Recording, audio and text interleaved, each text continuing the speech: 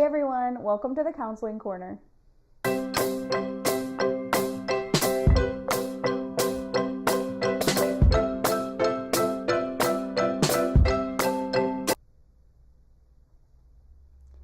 Hey everyone, I'm Hannah Holcomb, and today on the Counseling Corner I have with me Jessica. She is a licensed marriage and family therapist candidate here at Family Solutions.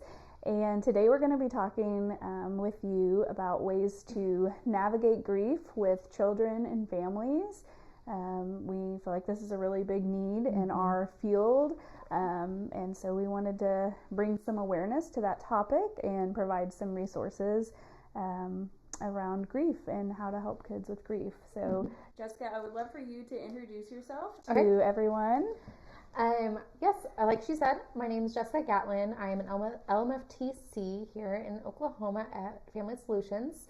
I have a lot of experience as far as like working with grief. As in my graduate program, I worked at Comwater's grief counseling in Oklahoma City, and so that was a very big focus as far as just working with children and their experiences anywhere from I was seeing from 4-year-olds to upwards of 18 and stuff like that in families. So, yeah. And my focus now is more 18 and older, but I do have a lot of experience with working with children too. Yeah.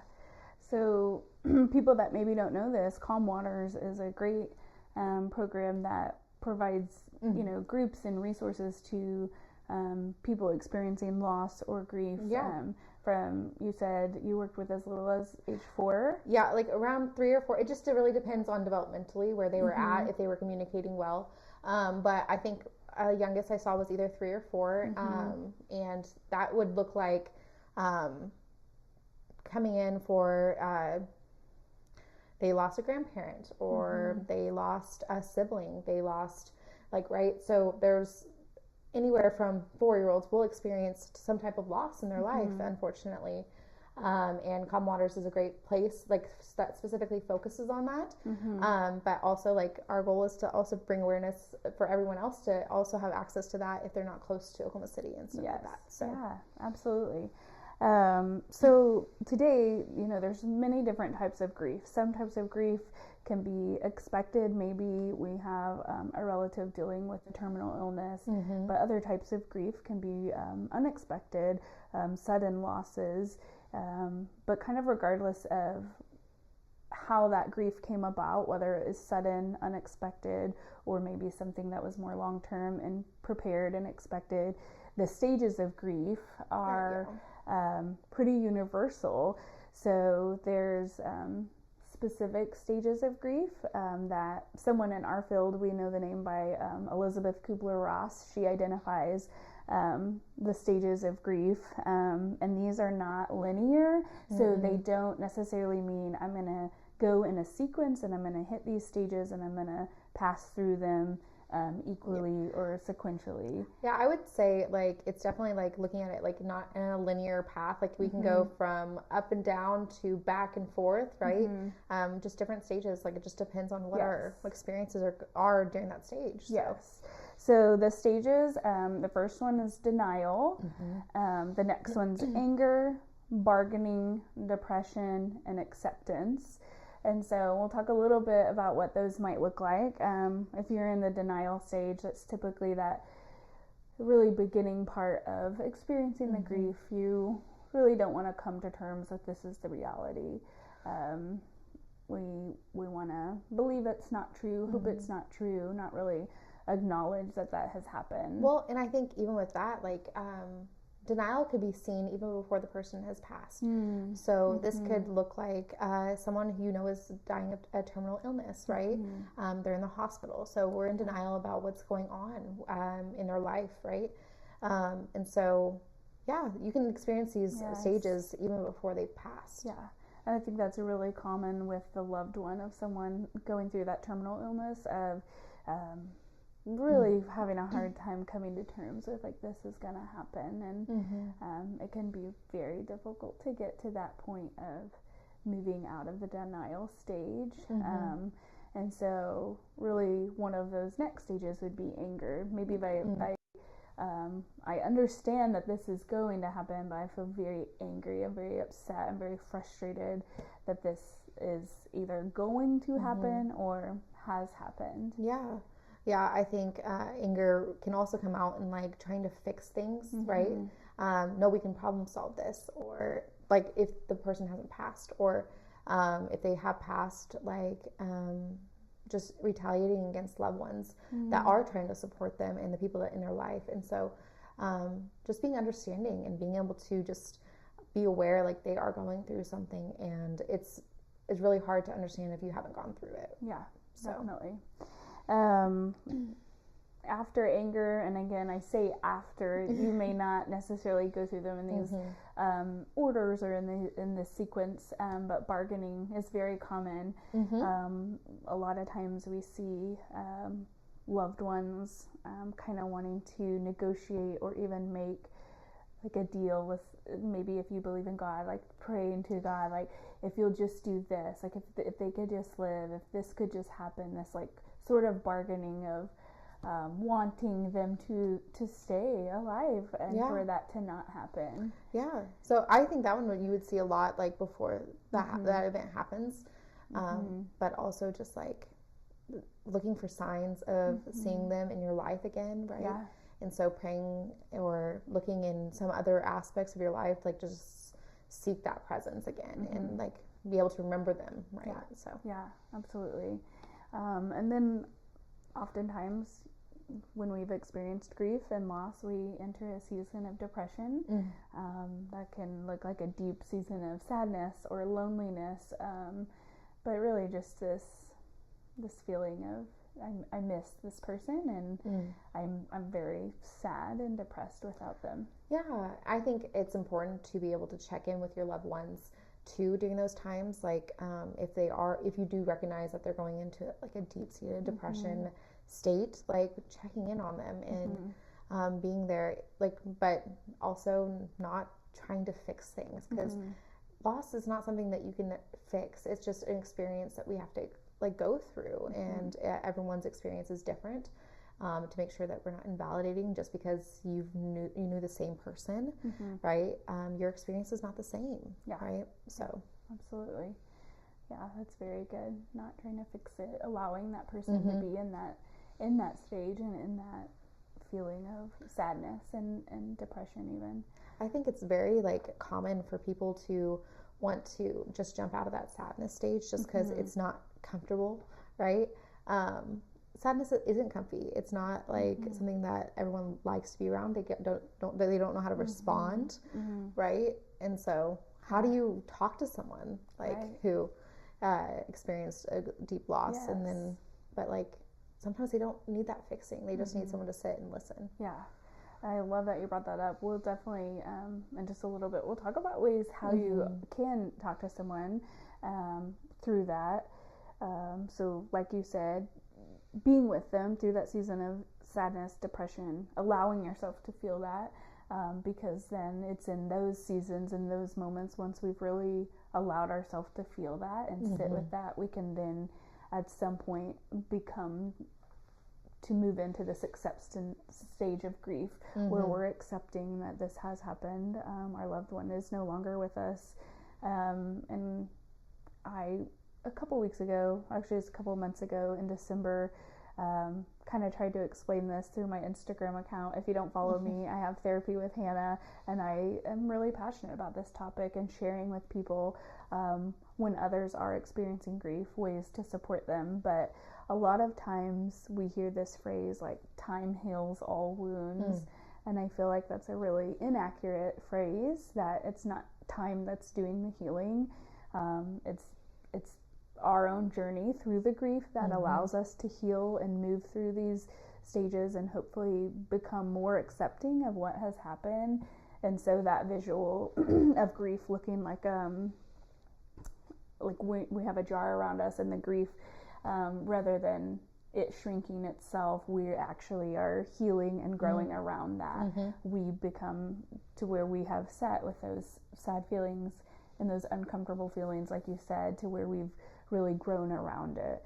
And so, recognizing that about yourself, that, hey, maybe time isn't going to heal this wound, but maybe I'm going to do healing and do the work of processing my sadness and my feelings, and I'm going to grow around this really sad feeling. Yeah. So, yeah, those are the stages. So I would love now to talk to you about a resource that you actually just recently shared with me. It's a really good way that you can support children who are grieving, support families that are grieving. So tell us a little bit about this resource, because I actually had never heard of it until she shared this, and I think it's free and it's out there and it's amazing content. So tell us about it. So it's the Dougie Center. So you can go onto their website, just Google Dougie Center. It's spelled Dougy. But they have multiple different resources. There's resources for families, there's resources for therapists, there's resources for children. This could be anywhere from unexpected loss to terminal illnesses, from COVID loss, and they just have so many resources. And I think it's really helpful, like if you don't necessarily have the financial finances right now to go see a therapist and talk to them about what you're going through, just even seeing a resource, how you can communicate, right, about what you're experiencing, because we all, like as humans, we communicate. We need that socialization to be able to process things instead of being isolated in our own things. So this one, I will have the links below in the comments, but this one specifically was one of the resources that I found that I find really helpful when explaining to parents what they what children understand. So it's called Developmental Responses to Grief. It goes from ages 2 to 4, and then it goes to all the way up to adolescence, so ages 13 to 18. So how to have these conversations. It explains what their developmental stage was, kind of what we were talking about earlier. Before we started, we just really talked about there's stages of understanding, right? And so there's only so much that they can grasp, but also being honest. What we talked about is being truthful. Don't try to be vague about it, right? So this was one of the tips and that I really liked of the resources. And then there was another one. It's called 10 Tips for Supporting Children Who Are Grieving. So just how to be there, what you can do. So speak openly and honestly, provide outlets for self-expression, offer choices, and then find choices for yourself. If your child experienced it, most likely it was also a loss for you, and so seek help for yourself too. But it has 10, so you can also go and look and read about that too. Thank you so much for sharing that. We like she said, we'll have that in the comments so that you can click those links. They're, I find, really user friendly too, right? You're going to go to a page that it makes it super easy to read. It's broken down, like you said, developmentally. You know, if you maybe have a 5-year-old experiencing the loss of a grandparent, what are ways we can talk about that to that child? So it's a really good resource. Another resource for kids that I think I use a lot in my own therapy sessions with children experiencing grief is this book, The Invisible String. And I know a lot of therapists are familiar with The Invisible String. So this story is a really good one to show even once someone is gone from our life or is no longer with us, we can use this language with children that we can still stay connected with them. No, maybe we're not going to see them again. Maybe we don't get to go to grandma's house anymore, but those memories that we've made with that person can kind of live on within our hearts, and we stay connected to them. And so they use this analogy of the invisible string, and I think it gives kids this tangible way to kind of express their grief, which is really important when it's such a arbitrary thing.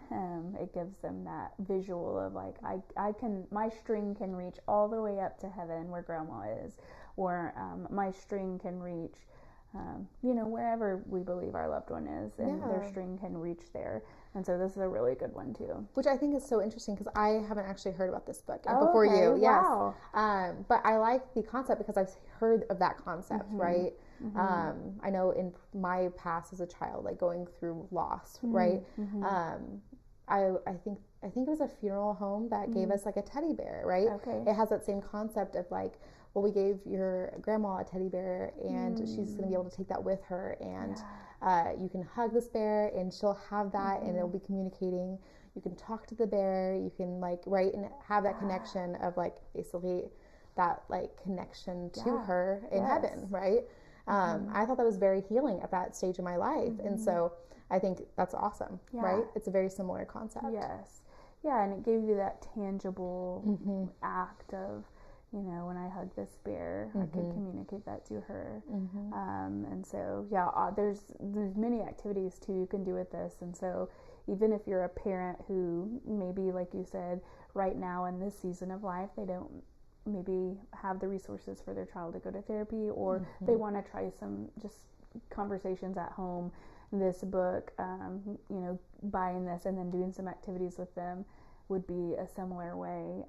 There's bracelets you can make that, you know, you have one and then your loved one maybe had one, or you can make them one prior to passing, things like that. So that's a really good.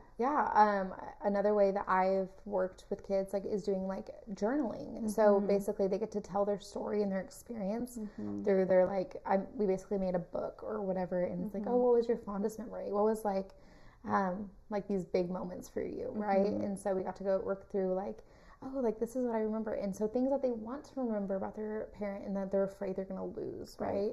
That they can hold in a tangible form, right? And so they can just look back and remember these moments, even as small as like, oh, he bought me a yellow jacket, right? It's as simple as like just remembering these little things, right? Yes. Yeah, I love that. So meaningful.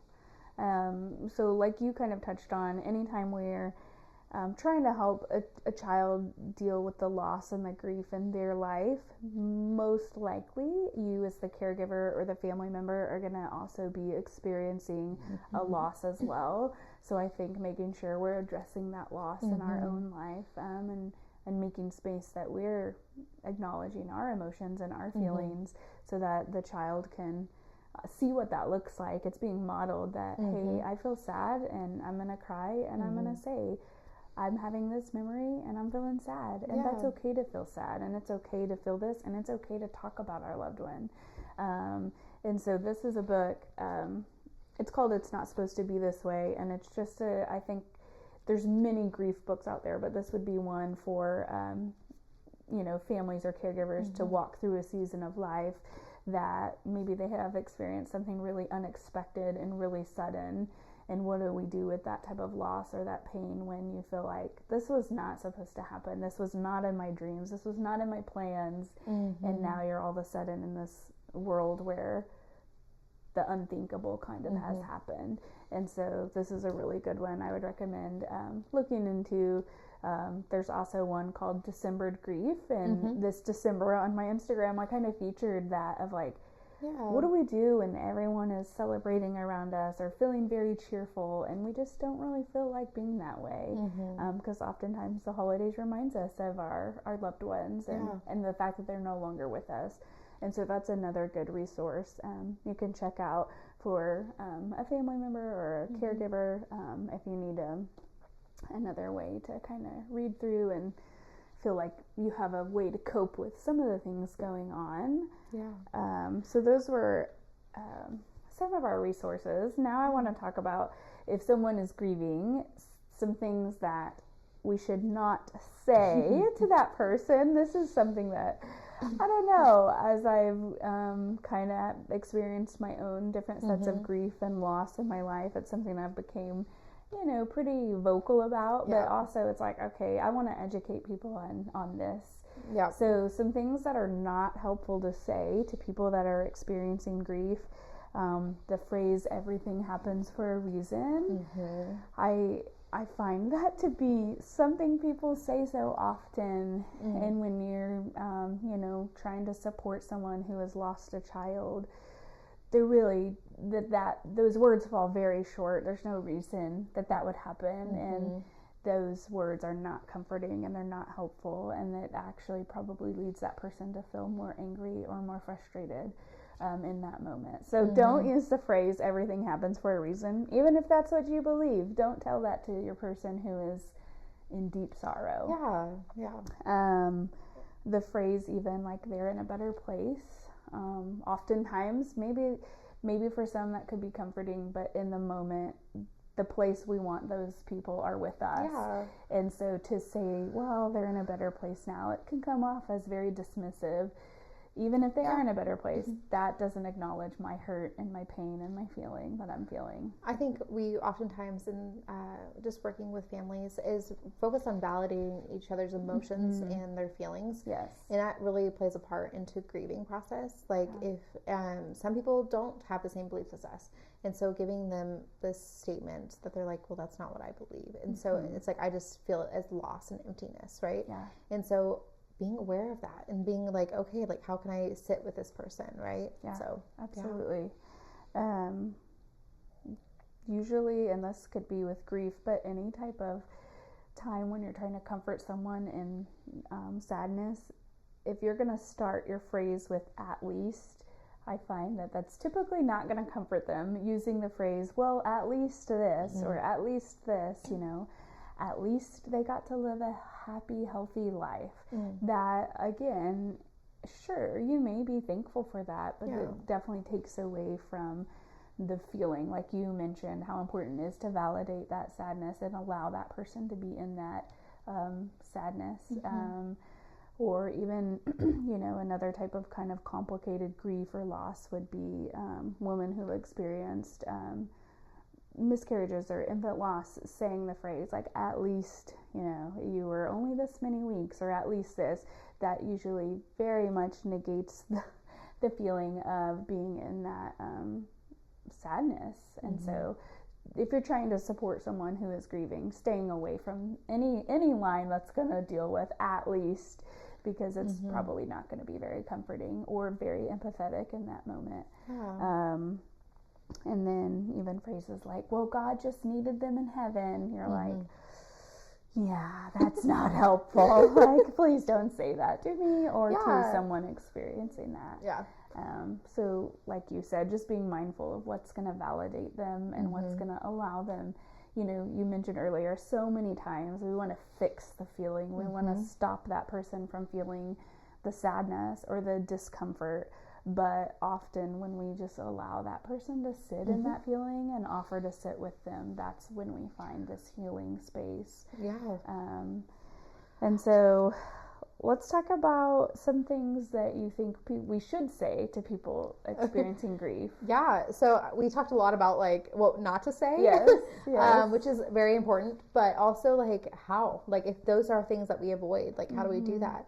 I think important thing that we've talked about a lot is listening and validating. So like how to listen. I have like a list of things, like this is just like ways you can do it, but you can word it in however way that it's very similar to this, right? So hold off on giving advice or suggestions, allowing each person to speak on their own journey and their own experiences and be themselves in that moment. Like their experience is not yours, right? Letting them own that experience and being their expert on their own grief, right? Not assuming that you have the right way to do it, right? That's not really beneficial. It's like, well, am I doing this wrong? Should I be doing it like faster? Should I be like already over this, right? That's so invalidating, right? So absolutely. Just holding off from those things.